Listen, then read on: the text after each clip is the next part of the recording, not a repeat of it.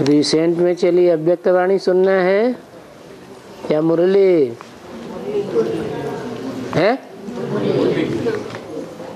अरे रिसेंट में अभी चली अव्यक्तवाणी।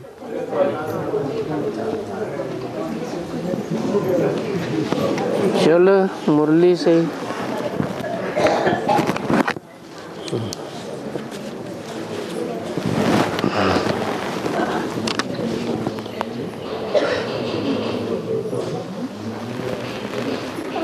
प्रातः क्लास चल रहा था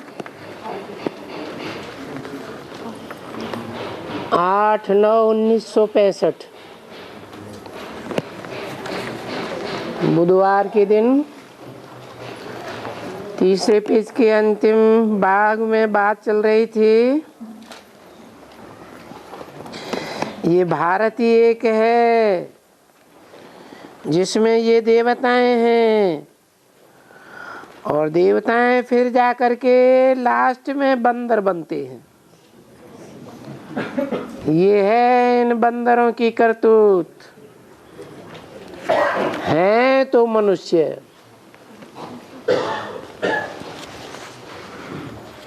बंदर थोड़े ही हैं।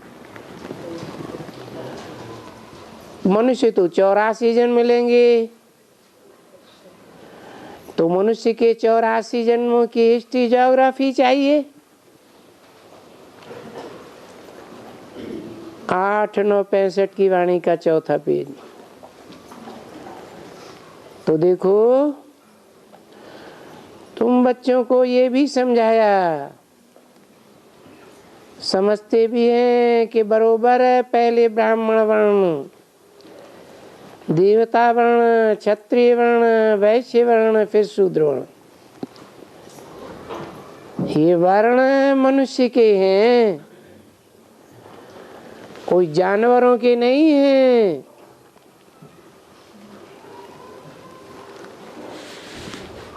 तुम बच्चों को बुद्धि में ये भी अच्छी तरह से बैठा कि बरोबर हम वर्णों में भी आते हैं। हम समझा सकते हैं कि ब्राह्मण वर्ण के ऊपर परम पिता परमात्मा,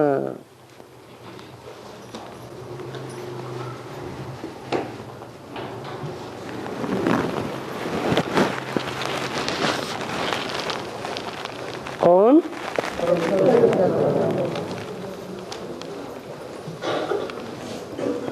ब्राह्मण वर्ण के भी ऊपर है,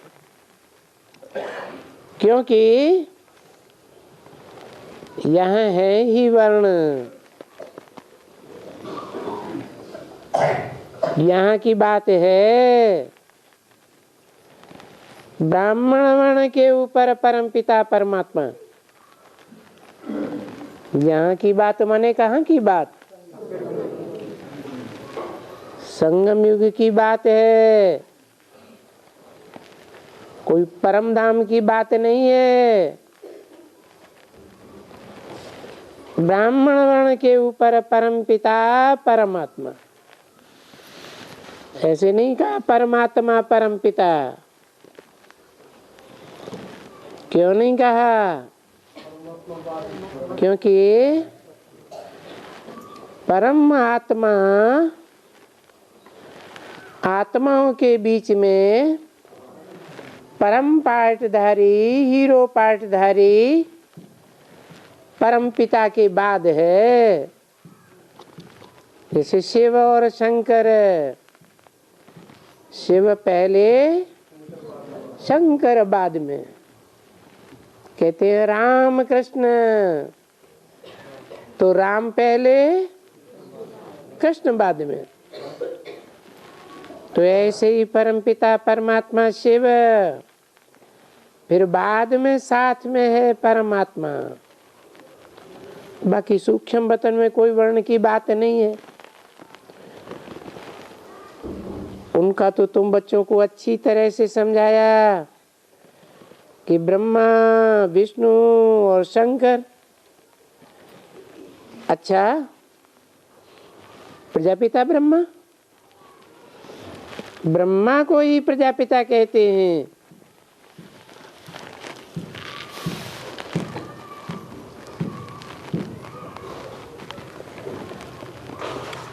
विष्णु को प्रजापिता नहीं कहेंगे। क्यों? तो ब्रह्मा अपूर्ण है।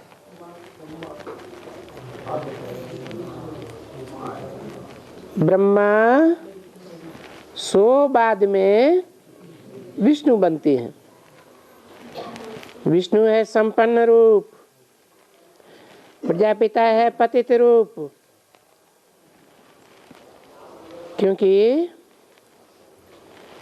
इनसे तो अडॉप्ट किया जाता है। विष्णु से तो 2 लक्ष्मी नारायण, उनसे तो जो बच्चे पैदा होते हैं, जो तख्त पर बैठते हैं, तो प्रजापिता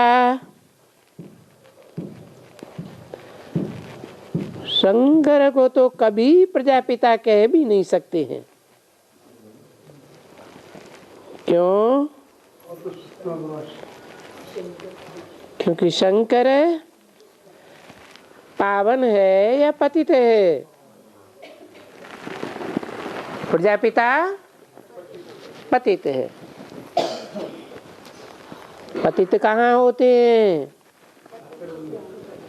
साकार सृष्टि में पतित होते हैं। सूक्ष्म वतन अर्थात मनसा की सूक्ष्म स्टेज, जहाँ मनन चिंतन मंथन की ऐसी ऊंची स्टेज होती है जहाँ ये पतित दुनिया भूल जाती है। इसलिए शंकर को प्रजापिता नहीं कहेंगे। उनका तो पार्टी है महादेव। देव देव वो महादेव। देव देव कौन है? ब्रह्मा देव, विष्णु देव, और वो है सर्वोपरि महादेव। वो जन्म मरण में आते हैं। कौन? ब्रह्मा और विष्णु जन्म मरण में आते हैं, अर्थात हद में भी और बेहद में भी निश्चय अनिश्चय के चक्र में आते हैं। बाप के ऊपर निश्चय होना माना बाप का बच्चा जिंदा है, अनिश्चय हुआ माना मर गया। तो वो जन्म मरण में नहीं आते हैं। कौन? महादेव। एक दफा ये शंकर का रूप देखने में आता है, बाकी सृष्टि में बार बार देखने में नहीं आता है। बस सो भी तुम बच्चे अच्छी तरह से देख करके आते हो। साक्षात्कार होते हैं ना। एक होते हैं बंद आंखों के साक्षात्कार, वो खुली आंखों के भी साक्षात्कार, और दूसरे होते हैं बुद्धि के साक्षात्कार। तो दोनों प्रकार के साक्षात्कारों से तुम अच्छी तरह से देखते हो। फिर जैसी जैसी जिसकी भावना है ऐसा उनको साक्षात्कार होता है।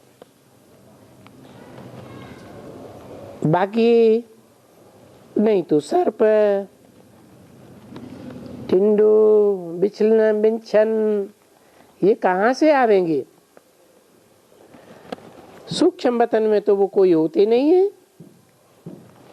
वास्तव में कोई हिसाब करे, ये सर्प कहाँ से आए? सर्प तो जानवर है, कहाँ से आया? जो शंकर के गले में डाल दिया।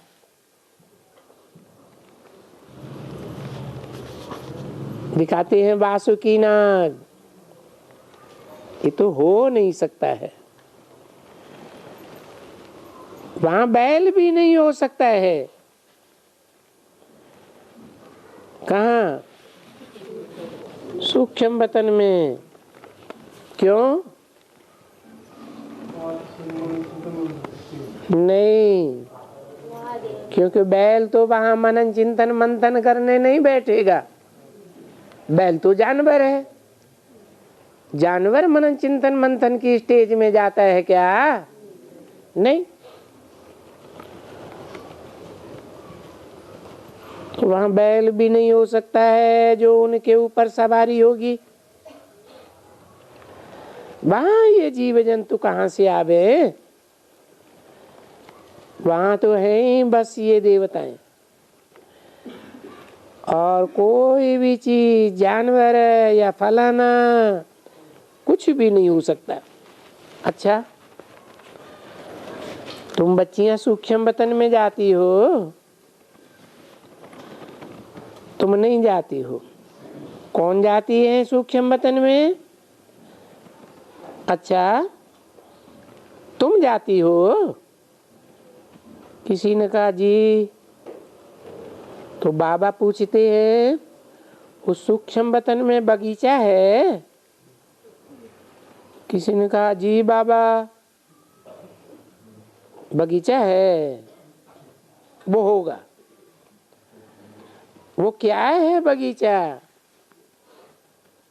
है जैसे ये बगीचे हैं वैसे बगीचे हैं? तो किसी बहन ने कहा वहां तो सब मर्ज होता है। हाँ, तो जैसे कि बाबा साक्षात्कार कराते हैं, ये स्थूल बगीचा वहां नहीं है। कौन सा बगीचा है? चैतन्य आत्माओं का बगीचा है। क्योंकि विवेक कहता है, बुद्धि कहती है कि ये जो आ करके कहते हैं हम सूक्ष्म वतन में गए, वहां माली था, वो बगीचे में ले गए, हमको फल निकाल करके दिए। अभी बुद्धि कहती है कि सूक्ष्म वतन में ये झाड़ वाड़ तो हो ही नहीं सकते। ये साक्षात्कार बताते हैं। अभी साक्षात्कार भी तो नहीं धरती के बताएंगे ना। ये कहाँ का साक्षात्कार होना चाहिए? देखो, इन बातों में बुद्धि लड़ानी चाहिए। भाई साक्षात्कार, ये जो झाड़ हैं, जो हमको फल मिला, ये कहाँ होना चाहिए? इतना बड़ा बड़ा चीज, ये तो जरूर धरनी का होना चाहिए। तो जरूर स्वर्ग का साक्षात्कार कराए कर और उनको फल वगैरह बैठ कर दिखा खिलाते हैं। नहीं तो बुद्धि से काम लेना कि सूक्ष्म वतन में धरनी कहाँ है जहाँ बैठ करके वो झाड़ और ये सभी सुबीर से पिलाएंगे, फलाना फलाना करेंगे। तो ये सभी देखो साक्षात्कार हैं। अब ये जो साक्षात्कार होते हैं, उन साक्षात्कारों में तो कुछ भी रखा नहीं है। वो तो जैसे खेल पाल हो गया। इनको फिर जादूगरी कह देते हैं। परंतु ये जादूगरी कोई ज्ञान तो नहीं है ना। ज्ञान तो कोई जादूगरी नहीं है। ऐसे तो जैसे मनुष्य हैं, वो भी मनुष्य को बैरिस्टर बनाते हैं, तो उनको फिर जादूगर कहें कि भाई देखो मनुष्य को बैरिस्टर बनाकर दिखलाया, मनुष्य को इंजीनियर बनाकर दिखलाया। नहीं, वो तो काम मनुष्य का मनुष्य ही है। सिर्फ उनमें विद्या पड़ जाती है। तो इनको जादूगर क्यों कहते हैं? ये बैठ करके आत्मा और इनको प्योर करके मनुष्य एकदम देवता बनाए देते हैं। फिर गाते हैं मानुष से देवता किए करत न लागी बार। ये नई दुनिया के लिए है बिल्कुल, इसलिए इनको जादूगर ही कहते हैं। तो ये उनका साक्षात्कार का काम भी तो जादूगरी का है। ये तो भक्ति मार्ग में भी जादूगरी का साक्षात्कार कराते हैं, यहाँ भी कराते हैं। बच्चों को सूक्ष्म वतन में भी बहलाते हैं। तो ये सभी जादूगरी दिव्य दृष्टि की जादूगरी। दिव्य दृष्टि की चाबी बाबा के पास होने के कारण उनको जादूगरी कहते हैं। बाबा है जादूगर। ये जादूगरी को कोई जानते ही नहीं है कि भक्ति मार्ग में भी वो ही साक्षात्कार कराते हैं।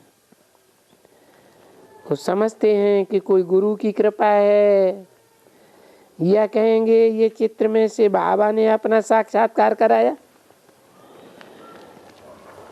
अभी वो चित्र देखा या साक्षात्कार किया, उनसे कोई फायदा तो नहीं हुआ। वो तो देखा और गुप्त हो गया।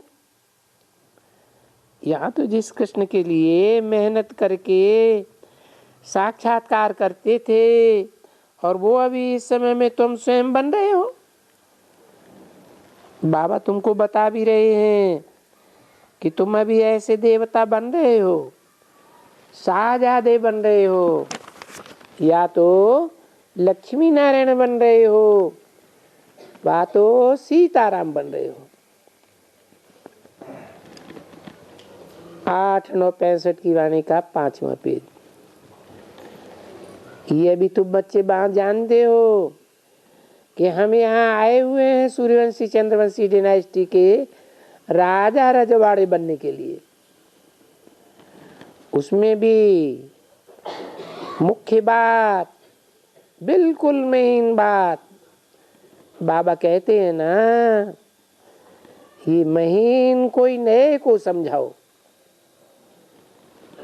उनको तो जैसे बाबा कहते हैं कि परमपिता परमात्मा का परिचय है। बाबा तो है ना, जरूर है, पीछे भले उनकी बुद्धि में ये हो कि ये लिंग है। क्या कहा है? लिंग में और लिंग के अंदर जो बिंदु दिखाते हैं उसमें कोई फर्क है? क्या फर्क है? हाँ, वो लिंग है साकार की यादगार, बड़े रूप की यादगार, और उसमें जो बिंदु रखते हैं वो है निराकार की यादगार। तो वो भी लिंग हो गया। फिर उसे ब्रह्म नहीं कहेंगे। किसे? लिंग को ब्रह्म नहीं कहेंगे। ब्रह्म तो रहने का स्थान है आत्माओं का। ब्रह्म तो महत तत्व है ना, साधारण तत्व तो नहीं है। ऐसे तो नहीं है कि चित्र कोई साथ में ले जाएगा कहाँ अपने संबंधियों के पास जो बैठ करके दिखाएंगे। नहीं, वो वहां से इसके ऊपर आ गया। इसके ऊपर मुख से वर्णन होगा तो बहुत सहज बात है, सीधी बात, और फिर समझाओ भी ऐसे ही। ऐसे चित्र तो रखते ही रहते हैं। 6x4 नहीं है तो 4 बटे, ये छोटे हैं, उनके ऊपर भी ऐसे ही समझाओ। इस चित्र के ऊपर बैठो और ये वर्णन करो। किस चित्र की बात हो रही है? हैं? शिवलिंग और उसमें बिंदु की बात हो रही है। इस चित्र के ऊपर बैठो और ये वर्णन करो। क्या वर्णन करो? है? किनको वर्णन करो? है? उन बेसिक के ब्रह्मा कुमार कुमारियों को वर्णन करो कि ये सिर्फ निराकार नहीं है, साकार में निराकार है। ये साकार लिंग रूप क्यों दिखाया है? बड़े रूप की यादगार है। तो बाबा कहते हैं छोटा रूप नहीं याद आता है, बिंदु याद नहीं आता है, तो क्या करो? बड़े रूप को ही याद करो। जब अवस्था बन जाएगी, क्योंकि साकार को याद करना सहज होता है, तो अवस्था बनने पर निराकार भी याद आवेगा।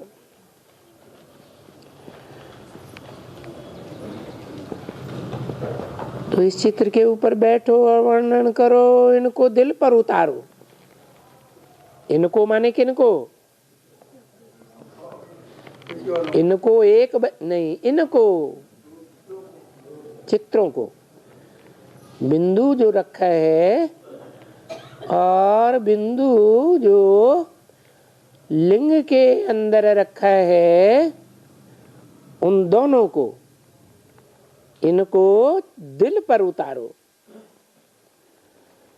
वहां से यहां उतारो। कहां से कहां उतारो? है? अरे कहां से कहां उतारो? कहां के रहवासी हैं? हम आत्माएं भी वहां की रहवासी हैं, परमधाम की रहवासी हैं। तो इनको माने परमपिता शिव को, ज्योति बिंदु को, और जो नेक्स्ट टू गॉड शिव है उसको कहते हैं next to God Shiv, next to God Krishna, next to God Prajapita, next to God Narayan. फिर ये भी बताया सबसे अच्छा सहज पुरुषार्थ है नारायण को याद करना। तो यहाँ षष्ठी पर आते हैं दोनों, तो वहां से यहाँ आए। अपने दिल पर कापी करो। अरे मैं तो समझता हूँ घर में अपने माँ बहन भाई सबको बैठ करके समझाने से बहुत सहज है। तुम्हारा विवेक क्या कहता है? बुद्धि क्या कहती है? ये समझाना बहुत सहज है। जिसको भी ये सभी राज अंदर के ऊपर उतार करके ले आना है तो सारी दुनिया की हिस्ट्री ज्योग्राफी ना। त्रिकालदर्शी बनना यही तो है ना। तो त्रिकालदर्शी बनना कितना सहज है, बिल्कुल ही सहज। त्रिकालदर्शी का अर्थ है रचयिता और रचना के तीनों काल, आदि मध्य और अंत को जानना। रचयिता और रचना कहाँ की बात है? ब्रह्मलोक की बात है, साकार सृष्टि की बात है। तो साकार सृष्टि में आदि भी है, मध्य भी है और अंत भी है। आदि है भूतकाल, मध्य में हम वर्तमान काल, और अंत में भविष्य काल। तो ये बिल्कुल क्लियर गोला बना हुआ है, बहुत अच्छी तरह से बना है। मैं तो समझता हूँ बहुत अच्छा है और सहज है। ये सभी सेंटर में अगर नया जो आवे उनको ऐसे बैठ करके चित्र रख करके समझावे। अभी ये चित्र बनने में तो देर ही नहीं है, और फिर इसके साथ झाड़ है। अच्छा चलो इसको भी हटाया, फिर कल यहाँ ये झाड़ रख दो। फिर झाड़ में देखो भाई, हम नीचे पहले पहले तपस्या कर रहे हैं। पहले पहले कब? कलयुग के अंत और सतयुग के आदि में तपस्या कर रहे हैं। तपस्या किसे कहा जाता है? आत्मिक स्थिति में रहने को तपस्या कहा जाता है। अभी हम तपस्या कर रहे हैं, हम ऐसा कर रहे हैं जिससे हम मनुष्य से देवता बनते हैं। देवता किस स्थिति में रहते हैं? आत्मिक स्थिति में रहते हैं। तो देखो सूर्यवंशी, फिर चंद्रवंशी, फिर हम जाते हैं भक्ति मार्ग में। देखो समझाओ, ये भक्ति मार्ग लगा हुआ है। इसमें ऊपर तो भक्ति मार्ग नहीं दिखलाया है, और उसमें नीचे भक्ति मार्ग दिखलाया हुआ है। किसकी बात हो रही है? नीचे ऊपर है?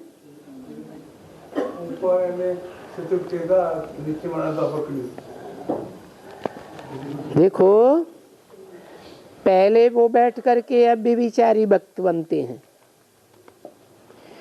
पीछे भी विचार में आते आते ये पास करके देखो पिछाड़ी सब काले हो जाते हैं।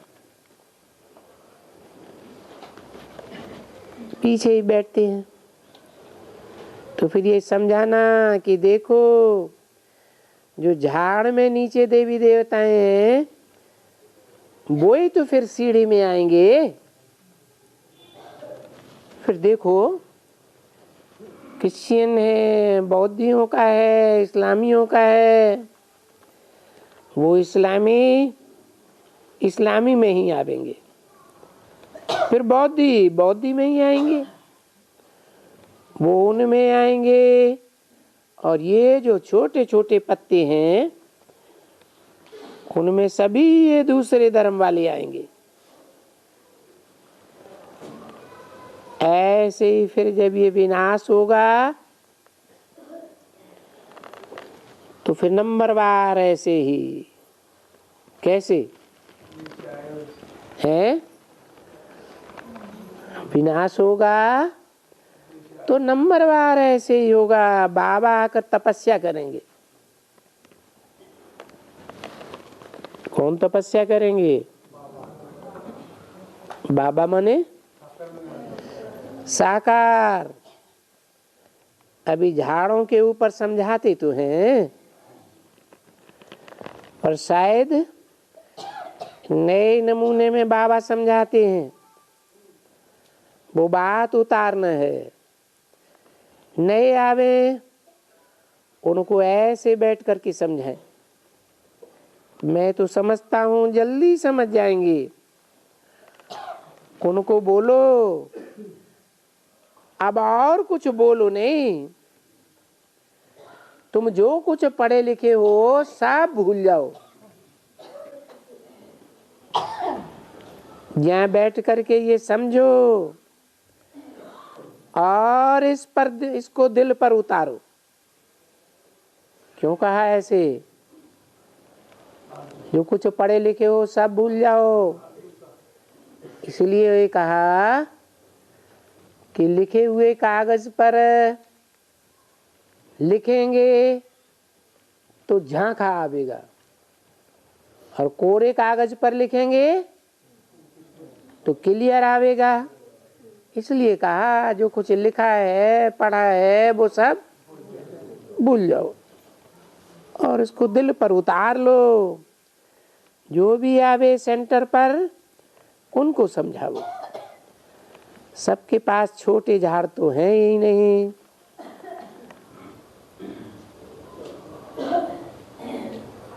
दोनों हैं, दोनों ही सामने रख करके उनको बैठ करके समझावे तो बहुत समझ जाएगा।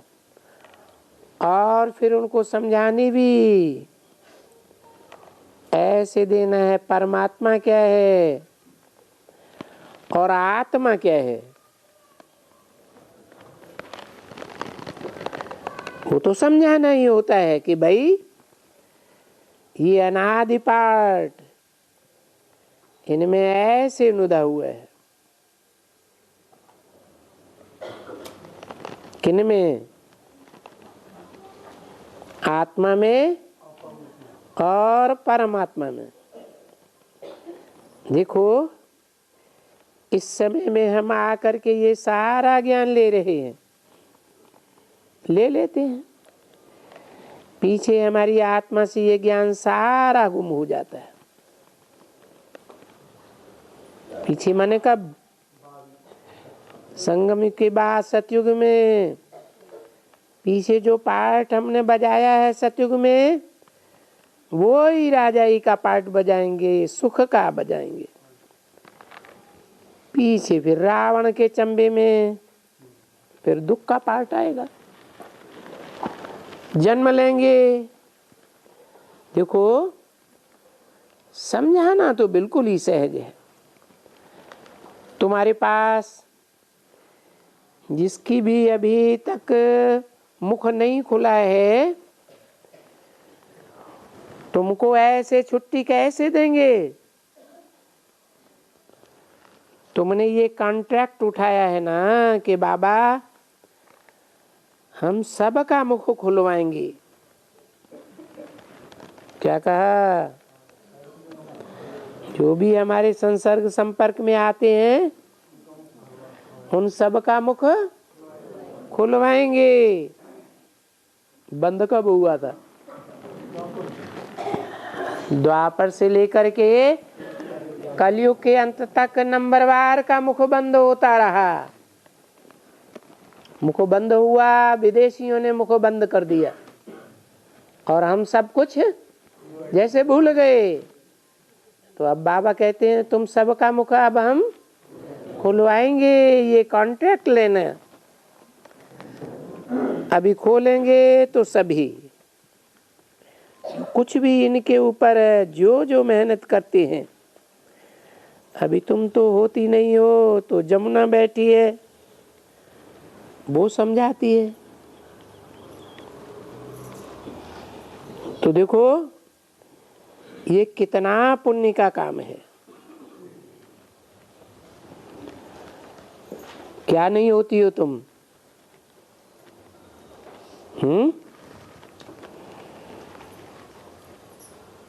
तुम तो होती नहीं हो। क्या नहीं होती हो? अरे तुम कन्वर्ट नहीं होती हो। हाँ तो कन्वर्ट कौन होती है? गंगा या जमुना? जमुना कन्वर्ट होती है। तो बोला तुम तो होती नहीं हो तो जमुना बैठी है वो समझाती है। तो देखो ये समझाना कितना पुण्य का काम है। सारा दिन ये धंधा कोई करता रहे तो अहो सौभाग्य। और ये धंधा कहाँ भी कर सकते हो। शमशान में दोनों चित्र ले जाओ। कौन कौन से दोनों चित्र ले जाओ और बैठ करके उनको समझाओ। इनको दिल पर उतारो, देखो कितने ढेर के ढेर हो जाते हैं।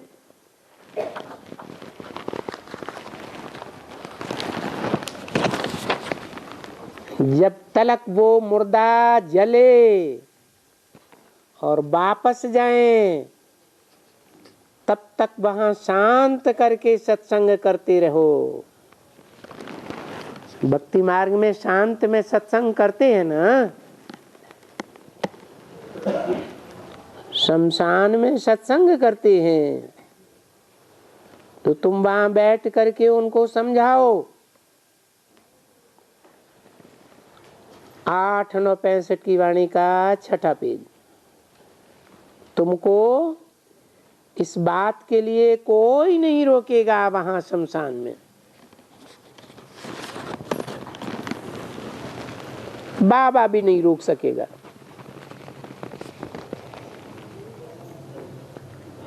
और वो भी नहीं रोकेंगे।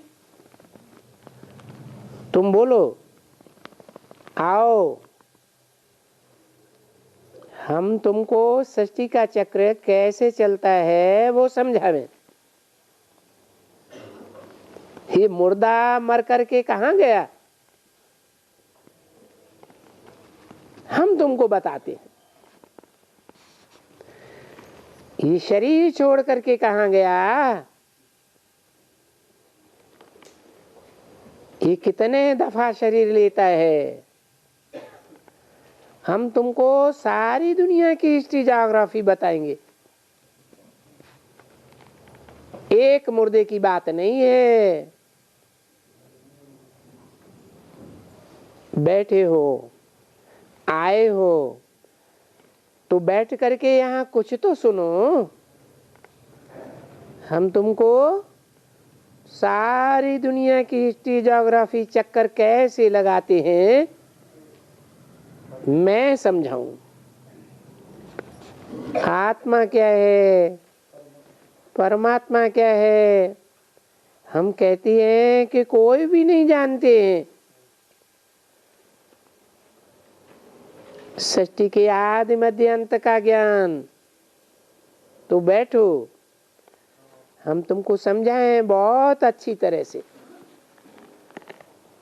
तुम सुन करके बहुत खुश होंगे, खुश होंगे और तुम हमारे ऊपर न्यौछावर हो जाएंगे। मैं तुमको ऐसी ऐसी बातें बताऊंगी, उसमें भी फिर फीमेल और बात करने वाली भी अच्छी हो, सयानी हो, चटकीली हो। जैसे ये है, ये भी कोई कम थोड़े ही है, करे तो। जैसे वहां मथुरा में वो काली है ना, तो देखो जाती है नदी के किनारे में जाकर के कोई न कोई को कुछ न कुछ सुना करके ले आती है। तो तुम लोग भी जा करके कहाँ भी जा करके काम कर सकते हो। बाबा समझाते तो बहुत अच्छी तरह से हैं, फिर मेहनत करना तुम बच्चों का काम है। कच्छ में तुम्हारी सच तो है ही, तो मनुष्य के कच्छ में तो झूठी गीता है। कौन सी झूठी गीता है? मनुष्यों की बनाई हुई झूठी गीता। अनेक अर्थों की वाली गीता, अनेक प्रकार की व्याख्याओं वाली गीता। और तुम्हारे कच्छ में सच्ची गीता है जो एक भगवान बाप बताते हैं। तुम्हारे कच्छ में तो वो सारा नक्शा है, हिस्ट्री ज्योग्राफी। ले जा करके समझाना चाहिए। भले अभी तो लक्ष्मी नारायण का दूसरा नक्शा भी निकाला है, अभी माने कभी नहीं, सन 65 की बात है,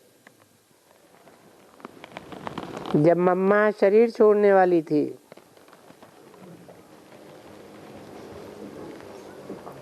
कृष्ण का भी है।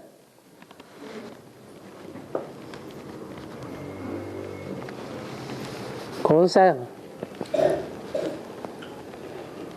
सा कृष्ण का? सत्यु की कृष्ण का नक्शा है वो। एक हाथ में स्वर्ग और पांव में नरक मार, लात में नरक मार रहा है? संगम युगी कृष्ण की बात है। तीनों ही ले जाएं, आओ हम तुमको श्री कृष्ण का और फर्स्ट क्लास बात सुनाएं कि क्यों उनको श्याम सुंदर कहते हैं,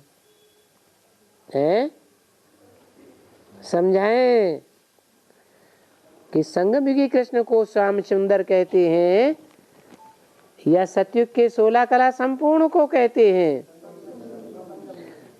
उनका नाम श्याम और सुंदर क्यों रखा है? ऐसे तो नहीं है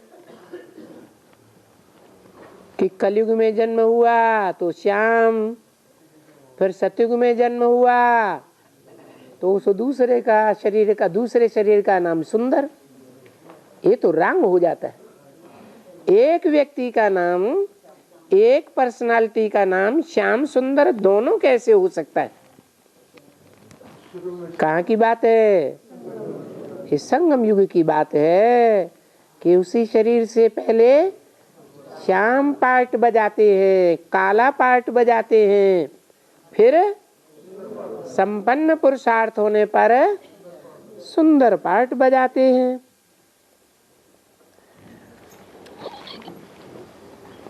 इसलिए श्याम सुंदर नाम रखा है।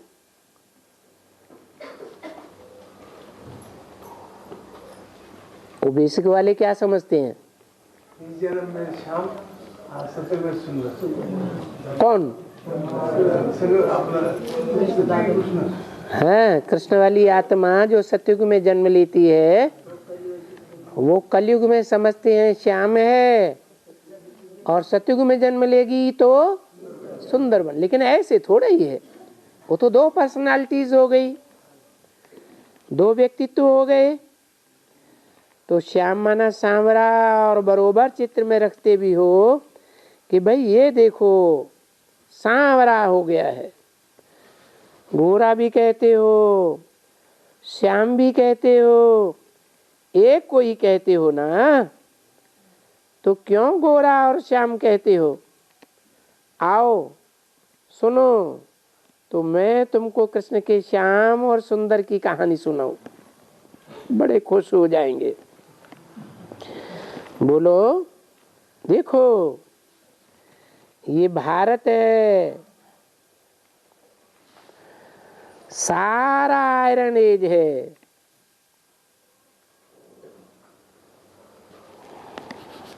ये भारत गोल्डन एज था। तो कौन राज्य करते थे?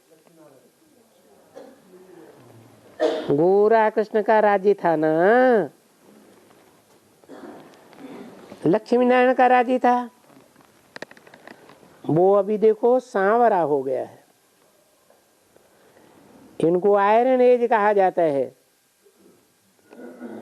क्योंकि काम चिच्छा पर चढ़ने से काला मुंह हो जाता है।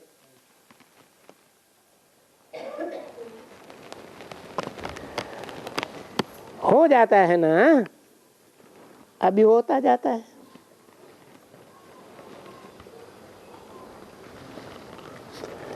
पहले काम चिच्छा पर चढ़ने से इतना नहीं होता,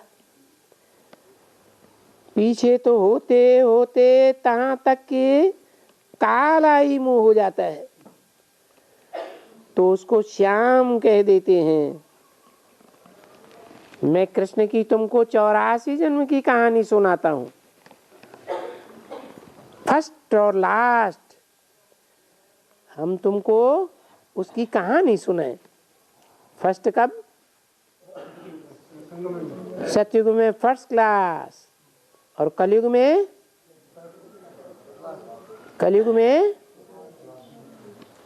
काला लास्ट, और संगम युग में भी आदि में काला, क्योंकि उल्टी सीढ़ी चढ़ते हैं, कलयुग से सतयुग की ओर चढ़ते हैं, फिर लास्ट में गोरा। तो ऐसे बैठ करके तुम कमाल करके दिखलाओ, बहुत ही सर्विस करके दिखलाओ। क्या समझते हो? ये हमारे प्यारे लाल जी, क्या इसमें कोई तकलीफ है? तो प्यारे लाल जी भाई ने कहा कोई तकलीफ नहीं। पीछे तीनों चित्र हैं, बच्चा का भी अटेंडेंस है, या बनाते भी तीनों चित्र हैं। ये जोड़ी वो और ये लक्ष्मी नारायण का वो है, तीनों हो गए।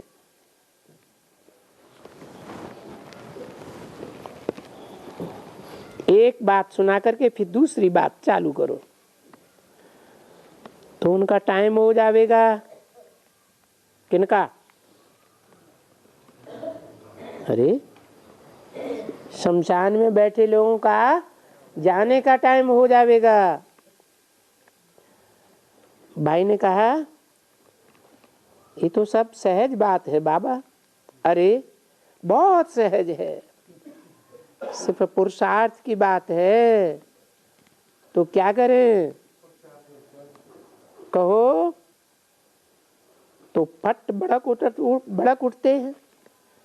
अच्छा, जो करेगा सो पाएगा, भला करेगा तो भला पाएगा, नहीं करेगा तो नहीं पाएगा, क्योंकि है ये कल्पकल की बाजी। केयर टेकर्स हमको बहुत अच्छे मिले हैं, यानी यहाँ वहाँ संभाल करते रहते हैं। ये दो भी जैसे कि काफी हैं।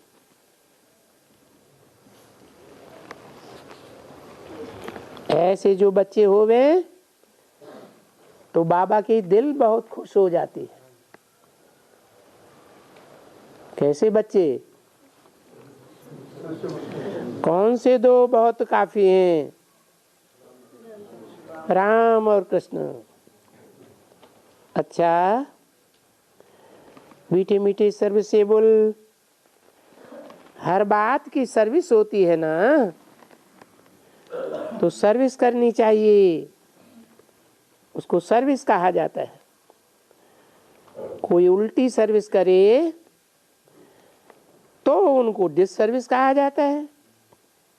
अच्छा, मीठे मीठे सिकिल दे बच्चों प्रति माता पिता का याद प्यार और गुड मॉर्निंग।